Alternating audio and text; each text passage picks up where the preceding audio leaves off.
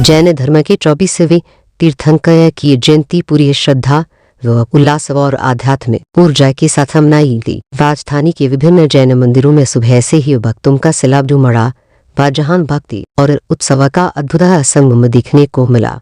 दिगंबर जैन मंदिर से निकली भव्य रथ यात्रा इस आयोजन का मुख्य आकर्षण है। जियो को रजनी दो का संदेश देती है। यात्रा शहर के प्रमुख मार्गों मीनाबाद और चारबाग से होकर सज्जद जी कपाल कबर और दंडवासों की धुनों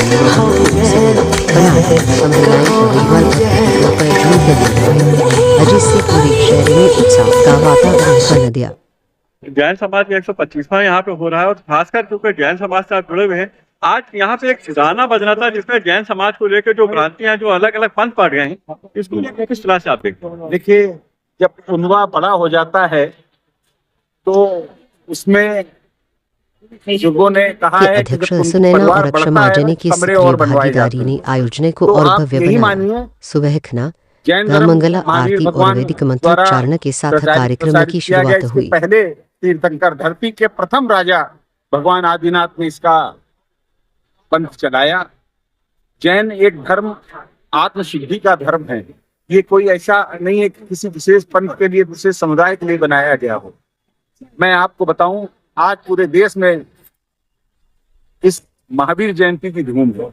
मैंने जीवन में कभी भी सोशल मीडिया पे इतनी पोस्ट नेताओं की, अभिनेताओं की, पक्ष विपक्ष की नहीं देखी थी जितनी आज मैंने देखी है। आज देश के यशस्वी प्रधानमंत्री श्री नरेंद्र मोदी जी ने गुजरात में एक जैन म्यूजियम का भी उद्घाटन किया और अपना उद्बोधन भी किया। मैं समझता हूँ जो भगवान महावीर का जियो और जीने दो का सिद्धांत था, उपदेश था, यदि विश्व से अंगीकार नहीं करेगा तो जो विभत्स आग में, जिस युद्ध के आग में विश्व जल रहा है, उसका बहुत भयंकर परिणाम होगा। हम स्वयं जिए, दूसरे को जीने दें, ये पद्धति होनी चाहिए। शायद जो हमारे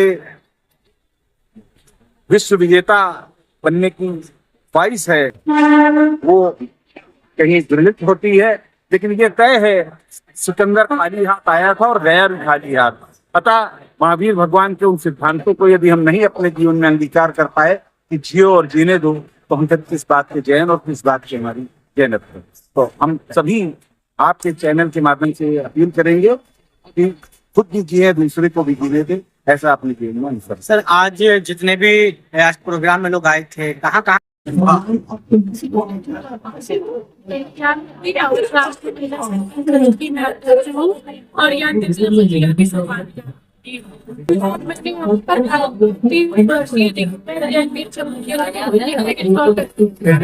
जिनका ये आह्वान है कि हम लोग वितरित करेंगे दान के क्योंकि उन्हें दान तीर्थ क्षेत्र कमेटी के विकास में सहयोग है।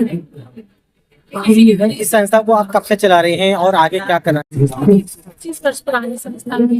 जो आज आपने अपनी संस्था द्वारा आज गल्ला का वितरण कर रही हैं, इसका क्या मेन उद्देश्य है?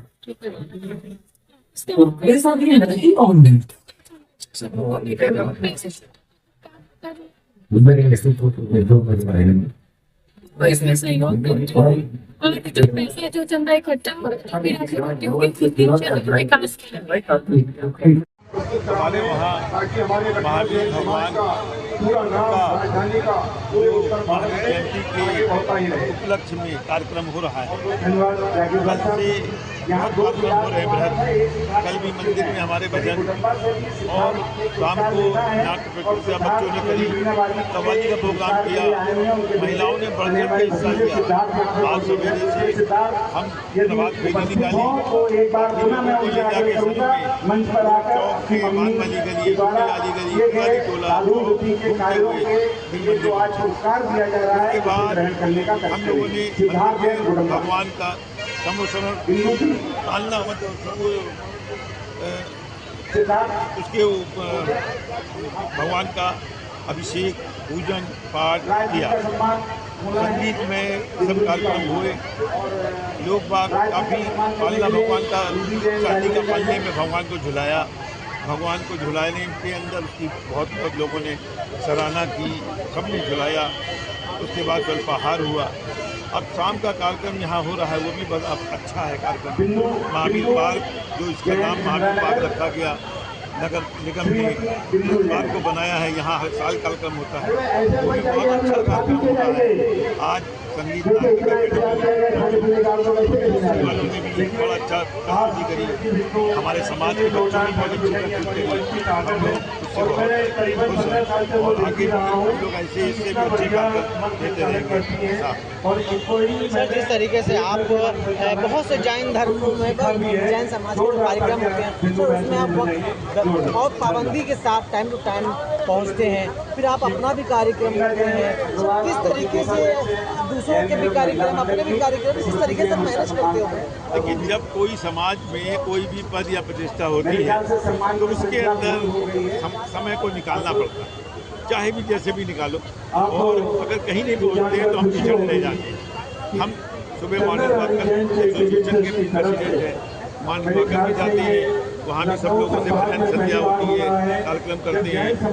और ये जो आज का कार्यक्रम है इसके अंदर भी हम कोशिश करते हैं और हमेशा सक्रिय रहते हैं, ज़्यादा से ज़्यादा आने की संभावना रहती है। जैसे कि कार्यक्रम की शोभा हम लोगों के अगर नहीं पहुँचेंगे कि शोभा कैसे बढ़ेगी। सर, जिस तरीके से आप पुराने लखनऊ के चौक से काफ़ी अरसे से अगर आप जैन समाज के साथ जुड़े हैं और जैन समाज के अपना जिंदगी में बहुत वक्त गुजार रहे हैं, सर उसके बारे में क्या कहना चाहेंगे, वो भी खास करके पुराने लखनऊ के लोग? ये तो हमारे बुजुर्गों से उनको प्रेरणा मिली है। हमारे पिताजी भी अध्यक्ष रहे लखनऊ के जैन धर्मसभा सभा के, चौक जैन समाज के काफी रहे, उन्हीं की हमको प्रेरणा मिली, उसी का आदर्श मैं पालन कर रहा हूँ। आगे भी हम सोचते हैं कि हमारे बच्चे भी उसी तरह से आगे बढ़े और जो धरोहर हमको सौंपी गई है वो उसी तरह से उससे अच्छी तरह से करके हम उसको सौंपे। हम चौक मंदिर में एक भव्य धर्मशाला बना रहे हैं, 16 कमरों की, जिसमें संत निवास बना रहे हैं।